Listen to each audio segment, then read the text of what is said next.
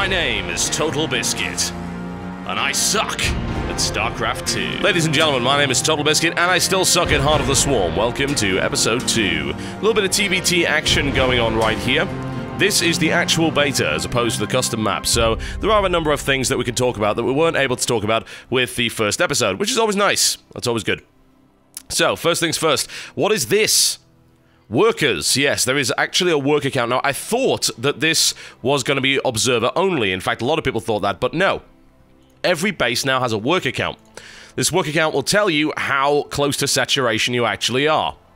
This is a fairly big deal for newer players and those of us who suck badly, because it gives an indication, a very real and ready indication, as to how well saturated your base is. That sounds really obvious, doesn't it? Well, it tells you how saturated your base is, blah, blah, blah. But no, it actually means quite a lot, because I feel an awful lot of players, myself included, often fail as a result of not properly saturating their bases. In this case, that is exactly the problem that I've been having alongside many other macro-related things. One way or the other, this is a TBT, so this could go on for quite some time. It's interesting to see this state of TBT with the addition of the Warhound, because that's supposed to be the line breaker of the TBT tank wars that have plagued this particular matchup for so long. Now, some would argue, and I wouldn't really blame them for arguing this, that the TBT tank wars are very good, and on a really highly competitive level they are, because it's really a very large chess game. However, the problem is that it stays in that state for far, far too long. Now, what am I doing? Okay, so I've opened up Refinery first here. I've been favoring Hellion, because with the Battle Hellion being a default upgrade, you have more flexibility with a Hellion opening. You can use Hellions very defensively, you can use Hellions offensively, and of course there are a variety of ways out of that. You could go 2-factory Hellion Warhound, which seems to be very effective. I showed you that build in the first episode on the custom map. It remains pretty damn effective, honestly. It does the job, although Battle Hellions are perhaps less powerful than you might originally have thought. I have a little poke and prod at Scarlet Fox's SCV right there. Now, the main problem I've got here is that he's got an SCV in my base. I really don't want to show him the factory opening here, so I'm trying to avoid that as much as possible. Continuing to saturate SCVs, I should really be going straight into my orbital command here, or getting my factory out just a little bit earlier if I intend to rush him. He's still hanging around here, and as I said, I don't want to reveal it, so I'm going to pop it down anyway, simply because I've run out of time. It's a case of, well, if the SCV is going to be my base for another minute, do I really want to delay my build, or I just want to show it to him? Because it doesn't necessarily indicate that it's going to be Hellion. That could just be a fast starport build. Could have added on second gas at that point and gone Cloak Banshee. Can work pretty well. So, he doesn't necessarily know. I don't get any scouting information whatsoever, which kind of sucks. He's actually going for factory as well. But he's going factory on double refinery with 2 workers in each, which is interesting. That could be indicative of a Warhound opening. It could be indicative of Cloak Banshee as before. Could be indicative of a rush straight all the way up to an armory in order to get Widow Mine. So, big change. The Widow Mine actually requires an armory. Yeah, that's a fairly big deal, because in the custom map it didn't. So, that does make something of a difference to the build order if you happen to be rushing for that. I'm going to go for Starport here. And I'm going to actually go for Cloak Banshee. He's going to go expand at this point, and he's going to go for Reactor Hellion. So, an interesting state of affairs, and then there's the second factory going down. So, this is this Hellion Warhound build that I was talking about in the first episode, and yes, it is actually proven to be fairly popular. Alright, going to do a quick swap around here, and going to go for Cloaked Banshee. As you can see, I've grabbed my second refinery. The question is, can I do enough damage with the Cloaked Banshee to make this worthwhile? It's an interesting little counter. It's also a good idea, in fact, if you know that your opponent is going Warhound Hellion. Banshee is actually a surprisingly good idea, because of course, Warhounds, while they might look like Thors, they don't actually have any AA whatsoever, so that seems to be fairly effective. Indeed, I'm seeing Protoss players deliberately going Stargate, so that they can get a Void Ray out in order to try and blunt any kind of Hellion Warhound maneuver. Goes to Scout, just to see that I haven't got an early third or anything like that, and he's going to pop himself up the ramp, perhaps. Just doing a very, very detailed scout, looking for proxies, things like that, and hello! So that's one dead Hellion, nice and easy, didn't control that. You'll also notice that the Hellions have actually had a little bit of a change in their model here. Let's just pause, just have a quick look. Just a little bit more detail. Just going to put down a bunker as well. So he doesn't really have any information here. He knows about the factory. That's all he knows about. He doesn't know about the follow-up. The follow-up is, of course, going to be Cloak Banshee. At the moment, his marine count sits at a fairly unhealthy 2. And as you can see, he's going to add a tech lab on there. But down goes the scan. And you'll also notice that there is a border here. The scans now show exactly where they landed for both players. So that's very handy.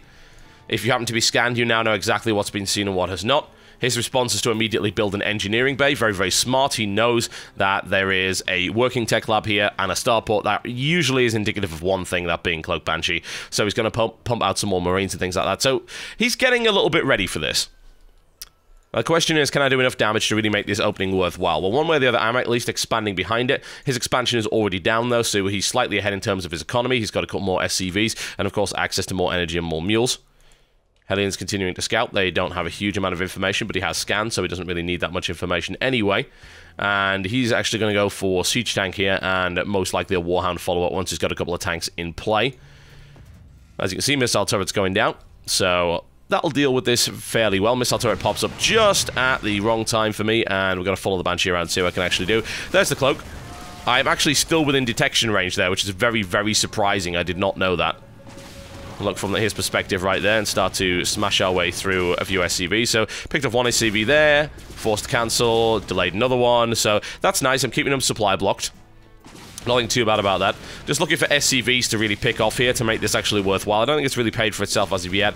Unfortunately, I could have stopped the siege tech there, but I would have had to go in a hell of a lot earlier to make that happen. There's another scan being forced.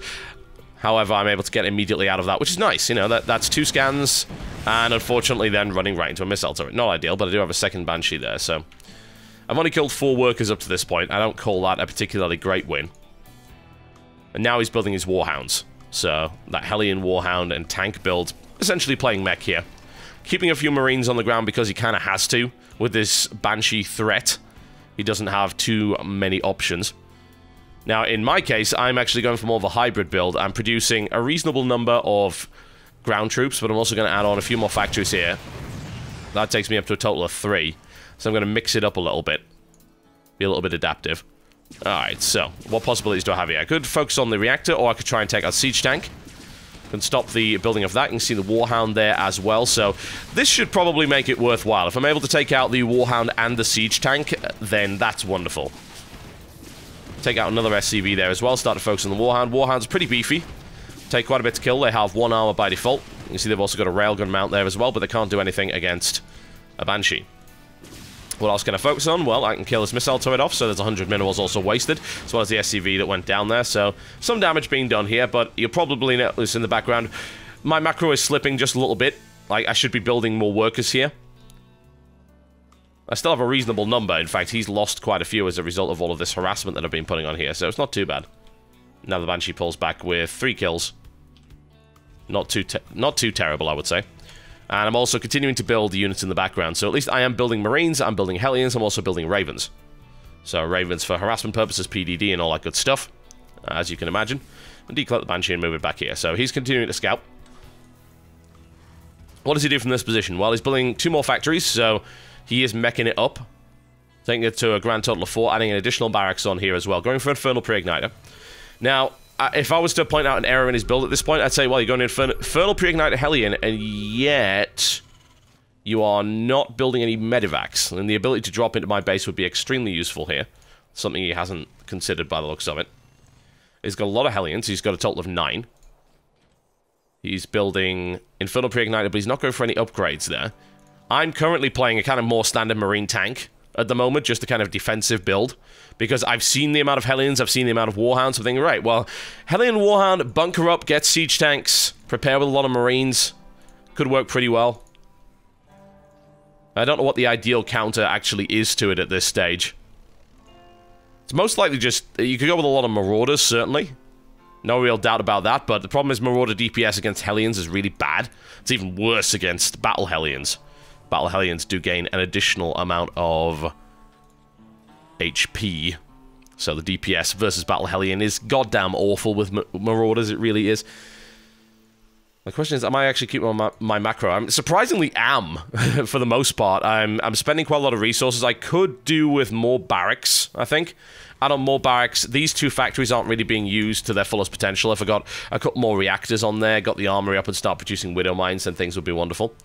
Add on a Corvid reactor here so I can start to sink some of this gas and try and get my actual mineral count down. Still got more SCVs than he does because of the harassment, and now he's going to push across the map. So what has he got? A couple of tanks, marines. No sign of warhounds, which is interesting.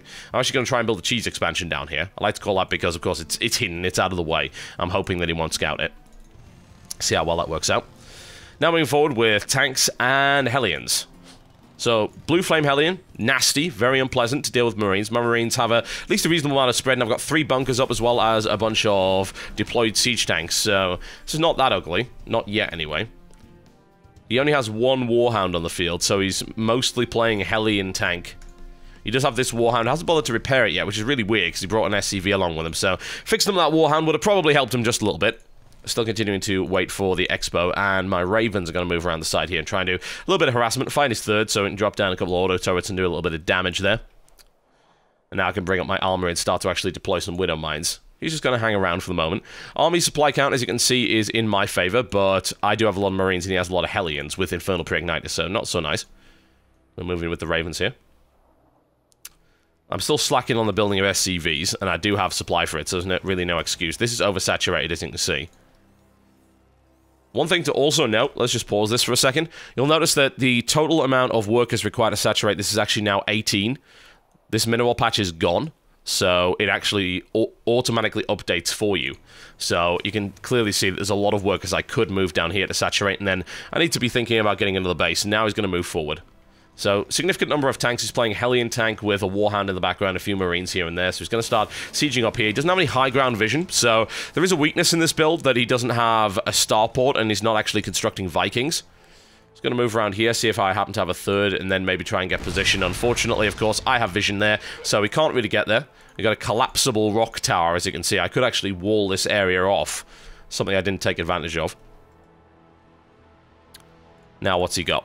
A lot of tanks, a lot of Hellions. Still, I know that he's coming here, and in the meantime, what I've done is I've actually dropped some turrets for harassment. This worked fairly well. We'll actually rewind it a second, because I also used turrets down here to clean out this mineral line, which was fairly effective. So let's go back to 16. Push it forward just a little bit. Blah, blah, blah, blah. There we go. Alright, so in come the Ravens. This is completely undefended, so this is a perfect time to just drop a couple of auto turrets in the back. Force him away from his mining. Just gonna place one. Don't really need to place any more than that. It denies mining. Kills an SCV. It's wonderful. Works. I get a scout on the double armory, so it's obvious that he's playing mech here. Couple of turrets go down. I do lose a Raven here, which is really stupid. I could have deployed a PDD to save that, so that was a bit wasteful. But the auto turrets went down and are able to blast their way through those Marines, as well as do significant damage to the mineral line. So, very cool. Nothing wrong with that. Killed 9 workers in total now, so definitely worth it. Scarlet Fox continues to push forward. He actually gets a scan and gets just a little bit of fire on here. Again, if he had a Viking here, he wouldn't even need the scan, because the Viking would have given him the vision. So, if you're going to play any kind of mech style, at least add a Viking into the mix. There's one more reason to do that, actually, and that's because of my Banshee, which I do still have alive.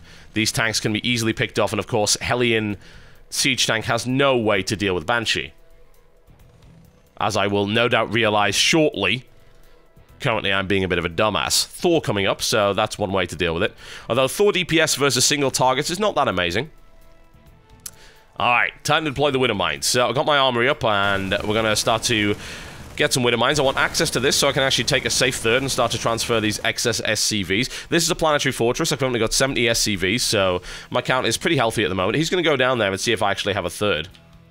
What is his scout? Well, he's going to find it, but of course these are Hellions, so I may lose a couple of workers here and there, but I'm not going to actually lose this base. No real question about that. The planetary fortress cannon rips its way through a large number of Hellions. I could have got high-tech auto-track in there, do a little bit more damage.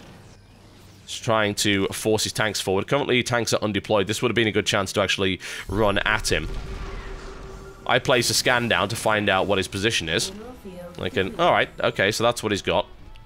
And now I'm going to cloak the Banshee and go in. This is going to force a scan out of him. He doesn't have a huge amount of Marines, so this is free tanks, quite frankly. Gonna move back, force him to use that scan, no problem at all. In the meantime, actually moving around the side here. Gonna drop a Widow Mine. I could have probably moved significantly more. You'll see I've got Widow Mines deployed up here. Naturally, I don't really want them going that way, so that's not really something I'm too worried about. He's now going to actually make a push onto my Planetary Fortress down here. Planetary Fortress is going to take down a significant number of Hellions before it dies, so not too bad. That's okay. Warhound now moves in. He's going to get nice and close.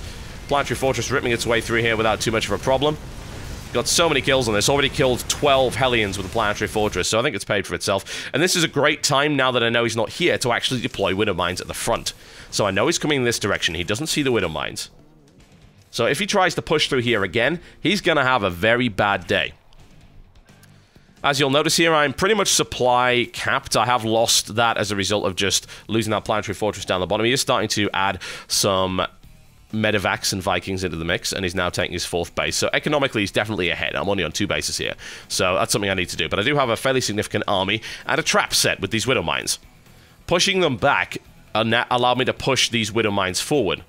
There are also other possibilities. You could drop Widow Mines into mineral lines and things like that. Now, he is pushing forward around the side. Let's see what the Widow Mines are able to do. He's going to go right into the center here and lose a couple of Hellions. Thing is, that was 3 Widow Mines traded for 3 Hellions, which is not ideal. Can I get any tanks or anything like that? And now he scans for them. Very smart. Widow Mine goes off there, so it wasn't great. I mean, it was 6 Widow Mines deployed. I got maybe a Marine and 3 Hellions for it, and now, of course, he scans for the Widow Mines knowing that they're there, so it's not ideal, but the thing is, with Widow Mines, they are extremely maneuverable. I'm going to go have a quick drop down here since he's got greedy. His 4th is actually an orbital, so usually I go Planetary Fortress on this because otherwise it becomes extremely vulnerable to this kind of drop play when I eventually drop. Anytime now. Anytime. There we go. There's the drop, so it's going to be a forced cancel on the orbital command, or at least just a floating out of the way. He's got his forces here. He's currently distracted with this, so I can then pick it up and good look for a drop over in this direction. Maybe drop directly on top of the Warhound. If I hit those missile turrets, I'm going to be in a lot of trouble. In the meantime, he's trying to siege up my position. I see the missile turret in that position, so I'm thinking, alright, what way can I go? Now, in the meantime, what I should have done here is to try and move more Widow Mines into this choke point. He's using the Viking now to scout, and that'll also be able to deal with the Banshee very unpleasantly, and he's going to try and siege up in this direction. Looking for a way around. I see a hole there. Take a little bit of fire from Thor's. As I said, Thor DPS is not as good as you might think. I'm able to drop down directly on top of the Warhound, stim to win, and then smash my way through, so not too shabby. Lose a couple of Marines in this position here. He's going to get the surround, but he's going to take a lot of damage in the process. You can see workers being killed at a reasonably rapid rate. There we go, 15 workers killed, a lot of mining time wasted, so a fairly effective drop. Could have been better. Stim forward here to try and deal with these Vikings, but unfortunately there's a lot of tanks in a nasty deployed space. I have transferred to my 3rd here, so my economic situation is okay. Considering the amount of delays I've had here, we're once again going to go and have a little bit of a poke. See what we can do. He also moves into tank range and takes a lot of fire from there. Thor blasts it from the ground. The Viking finally takes it out. Could have dropped a PDD there. That would have actually done the job, but we did screw that up somewhat. Not ideal.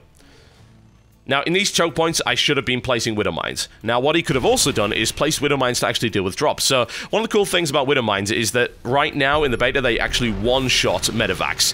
So, Widow Mines are excruciating when you're trying to actually move in a drop. Going to deploy one of those Seeker missiles, and this is a good time to try and break the line here.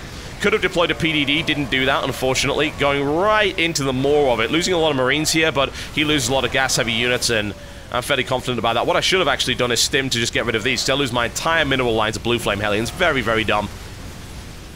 More Hellions now pushing in. I do have reinforcements coming in here. My macro is at least fairly reasonable, but just look at the amount of money I've got. I could have built far, far more here.